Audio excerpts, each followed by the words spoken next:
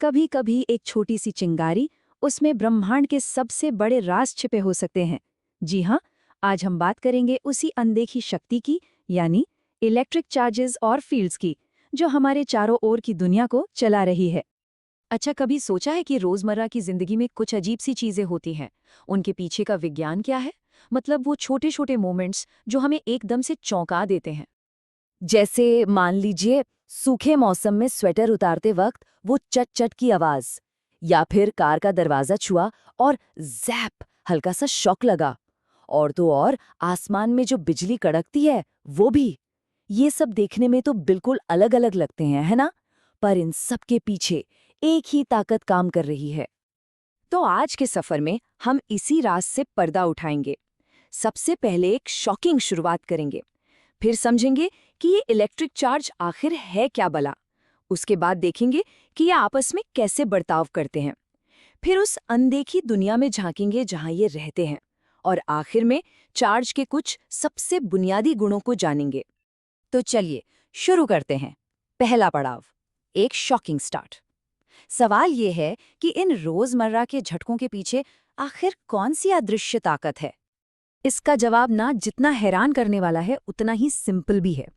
ये सब फ्रिक्शन यानी घर्षण से पैदा हुई बिजली का खेल है। देखिए, जब दो चीजें आपस में रगड़ती हैं तो उनमें एक तरह की एनर्जी जमा हो जाती है। हम इसे स्टैटिक इलेक्ट्रिसिटी कहते हैं। और जब यही एनर्जी अचानक से निकलती है तो लगता है वो छोटा सा झटका। चलिए इस गुत्थी को थोड़ा और खोलते हैं।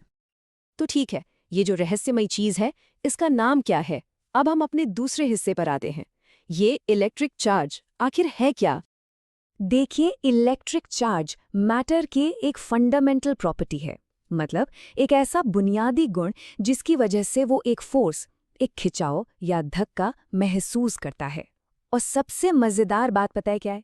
ये सिर्फ और सिर्फ दो ही तरह का होता है। इन दो पर्सनैलिटीज को हम कहते हैं पॉजिटिव और नेगेटिव चार्ज। जरा सोचिए, जब एक कांच की रॉड को सिल्क से रगड़ा जाता है तो कांच अपने कुछ इलेक्ट्रॉन्स खो देता है और बन जाता है पॉजिटिव।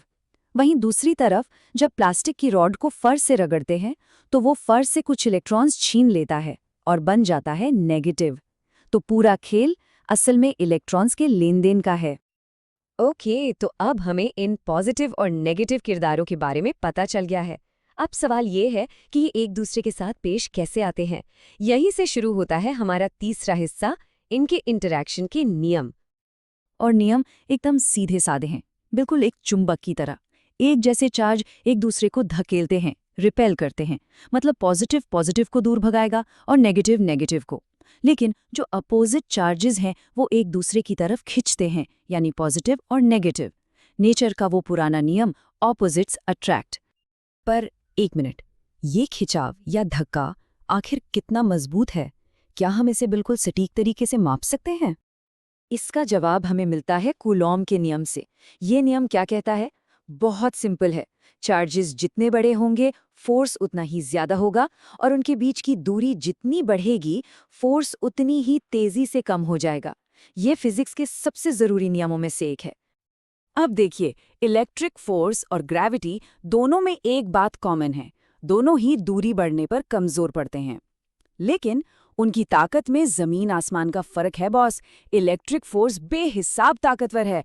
मिसाल के तौर पर, दो प्रोटॉन्स के बीच का इलेक्ट्रिक फोर्स ग्रेविटेशनल फोर्स से लगभग 10 के आगे 36 जीरो उतना गुना ज्यादा मजबूत है। ये नंबर इतना बड़ा है कि सोच भी नहीं सकते। यहाँ एक बहुत बड़ा सवाल खड़ा होता है। अगर दो चार्जेस के बीच में खाली जगह है तो वो एक दूसरे को महसूस कैसे करते हैं? मतलब बिना छुए वो एक दूसरे पर फोर्स कैसे लगा सकते हैं? इसका जवाब हमें हमारे चौथे सेक्शन में मिलेगा, विजुअलाइजिंग द इनविजिबल फील्ड। और जवाब है इलेक्ट्रिक फील्ड। सोचिए, हर चार्ज अपने चारों तरफ एक अनदेखा असर का इलाका बना लेता है। ठीक वैसे ही जैसे आग अपने चारों ओर गर्मी का एहसास कराती है।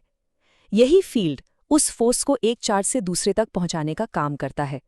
और ये सिर्फ कोई थ्योरी नहीं है, ये एक असल फिजिकल चीज है। अब इस अनदेखे फील्ड को समझने के लिए साइंटिस्ट कुछ लाइंस की कल्पना करते हैं। एक पॉजिटिव चार्ज के लिए ये फील्ड लाइंस उससे बाहर की तरफ निकलती हैं, सूरज की किरणों की तरह। और एक नेगेटिव चार्ज के लिए ये लाइंस बाहर से अंदर की तरफ आती हैं, जैसे कोई चीज किसी ब्लैक होल की तरफ खींची चली जा रही हो। इन फील्ड लाइंस के कुछ पक्के नियम भी हैं। पहली बात, ये हमेशा पॉजिटिव से शुरू होती हैं और नेगेटिव पर खत्म होती हैं। दूसरी, जहां लाइन ज्यादा घनी होती है वहां फील्ड उतना ही स्ट्रांग होता है। और तीसरी और सबसे जरूरी बात, ये लाइंस कभी भी एक दूसरे को काटती नहीं है। और हाँ, ये क्लोज्ड लूप्स भी नहीं बनाती। चलिए, अब हम आ गए हैं अपने आखिरी और सबसे अहम पड़ाव पर। हम बात करेंगे चार्ज के फंडामेंटल प्रॉपर्टीज की। ये वो 3 कोर रूल्स हैं जिन पर पूरा का पूरा यूनिवर्स टिका हुआ है। तो चार्ज के ये 3 स्तंभ कौन से हैं? पहला है एडिटिविटी, मतलब किसी सिस्टम का टोटल चार्ज निकालना हो तो बस उसके अंदर के सारे चार्जेस को जोड़ दो, सिंपल। दूसरा है कंजर्वेशन, इसका मतलब है कि चार्ज को ना तो बनाया जा सकता है ना ही मिटाया जा सकता है, वो सिर्फ एक जगह से दूसरी जगह ट्रांसफर होता है।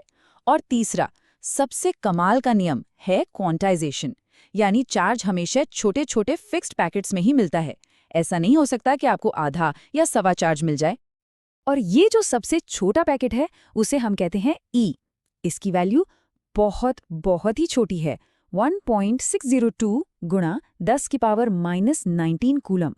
पर यूनिवर्स का हर एक चार्ज इसी नन्हे से पैकेट का मल्टीपल होता है।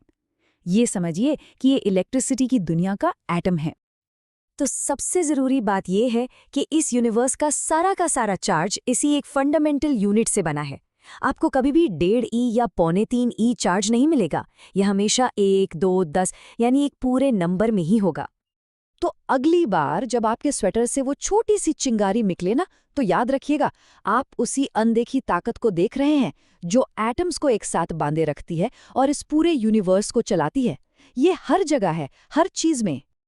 और ये हमें एक बहुत गहरे सवाल पर लाकर छोड़ देता है। अगर इलेक्ट्रिसिटी का ये अदृश्य ताना बाना हमारी हकीकत को शक्ल दे रहा है, तो सोचिए ऐसी और कितनी अनदेखी ताकतें होंगी जो हमारी रियलिटी को बुन रही हैं और जिनके बारे में शायद हम अभी कुछ जानते भी नहीं।